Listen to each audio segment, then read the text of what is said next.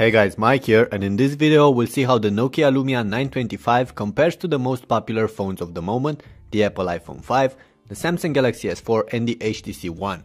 We're not getting in depth here, we're just skimming through the main differences between these in a quick and easy to understand clip, but more detailed videos will follow, so stay close and subscribe. Anyway, the Lumia 925 is basically an upgraded 920.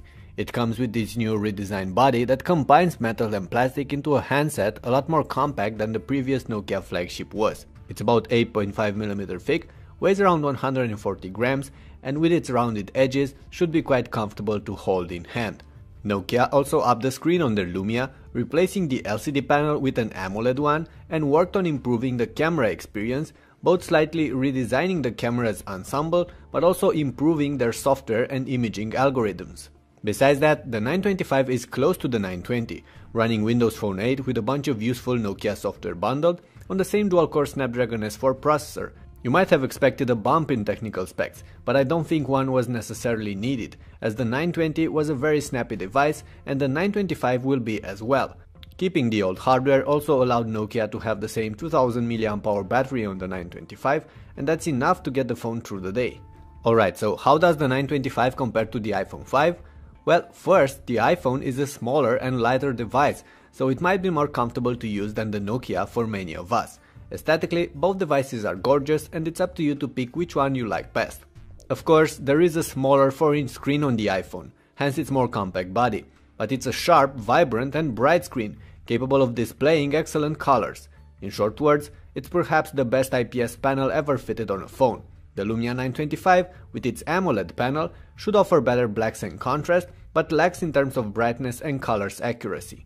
Hardware-wise, none of the phones excels, but both are going to be very snappy and will deal with all sorts of tasks and multimedia content at ease. The iPhone 5 will handle better sub-complex modern games, and also has the strength of the iOS ecosystem backing it up, but Windows Phone has grown a lot lately too. As for the camera performances, the iPhone 5 is a reference between camera phones, but the Lumia 925 promises to outmatch it in each and every way, both when it comes to the overall image quality, but also when it comes to software features, bundling the new SmartCam app. We'll see. In the end though, the iPhone 5 is more expensive than the Lumia 925, and that might matter a lot to some of you. Apple's handset still has its strong points, like the OS, ecosystem and the compact size, but with the 925, Nokia did narrow the gap. Now, if only Microsoft could do the same with their Windows Phone 8 OS. Android handsets are right now dominating smartphone sales, with Samsung as their spearhead. So how does the Lumia 925 compare to the Samsung Galaxy S4? Well, there are plenty to talk about, besides the obvious OS and software differences. The Galaxy is more customizable, gets to access more and better apps, and bundles a set of nice Samsung apps and gestures, like AirView and the air control commands. The Lumia puts Office, the Here navigation suite and Nokia Music on the table, but I'm not sure that's enough to even the odds.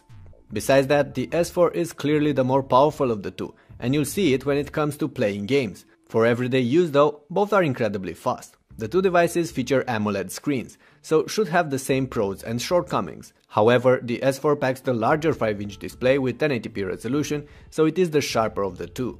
Yes, it does use a pentile matrix, but that shouldn't matter much. Of course, the larger screen also leads to a larger body, and the Galaxy S4 is the bigger device of the two. But it is very thin and very light, weighing about 130 grams.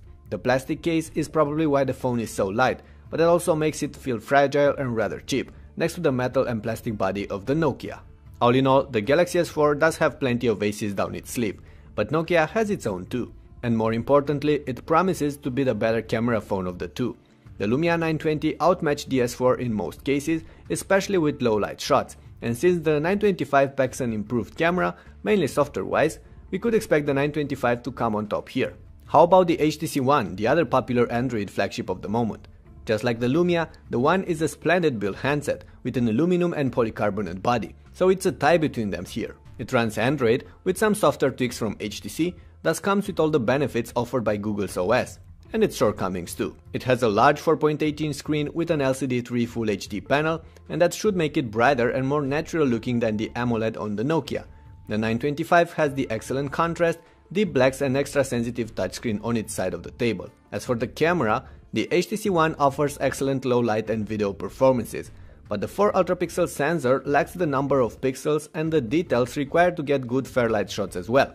So I expect the Nokia Lumia 925 to outperform the HTC One as an everyday shooter.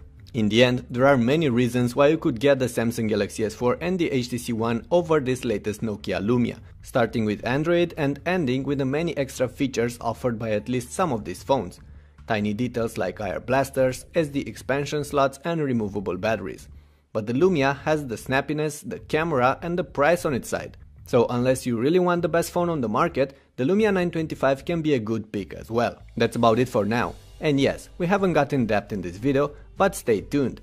Once we get our hands on the Nokia Lumia 925, we'll have it through our standard set of tests and we'll post our usual detailed review and comparisons with all these devices mentioned here and more. In the meantime, let me know which one of these 4 phones you would choose right now and why.